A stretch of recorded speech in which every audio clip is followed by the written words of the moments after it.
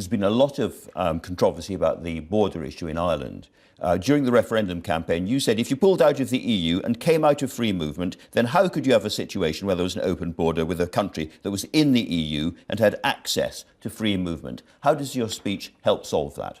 Well, it sets out some ways, particularly on the issue of of customs across the border, in which we can resolve that. And I'm pleased to say that the Taoiseach, when I met him recently, has agreed that the UK and Irish governments and the Commission can sit down and look in more detail at the proposals that we've put forward. What I also set out in my speech, what you've been talking about on regulatory standards, is also another important element of that issue of the movement of trade across borders.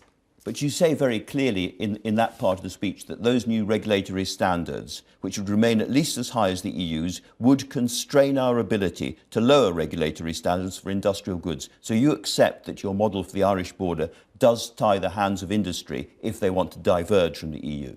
No, I think we're talking about the slightly different elements to this. I'm sorry about this because it is a complicated subject, but there are various elements of ensuring that we don't have a hard border between Northern Ireland and Ireland. Part of it is the customs arrangement. Basically, part of it is the standards we abide by. What I'm saying on the standards is that we will be looking to say, does it make sense in a practical sense, because it's important for people, for their jobs, for their prosperity, for our country's prosperity. Where does it make sense for us to say, actually, we'll abide by these standards?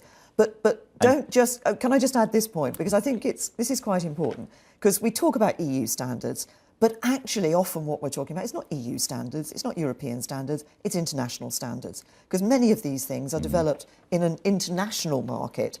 And so what we'd be doing is ensuring that we're actually meeting standards that enable us to trade elsewhere.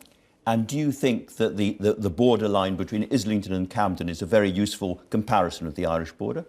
I think the Irish border is something to which we are all committed. We're committed, the Irish government, all the parties in Northern Ireland, to making sure there's no hard border for the future.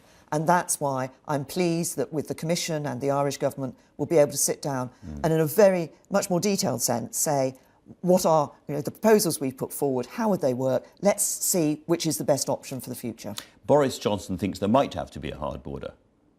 No, Boris is absolutely clear that there won't be a hard border. That's what he wrote in his letter to you. No, well, he's clear that there won't be a hard border between Northern Ireland and Ireland, and we're working to that.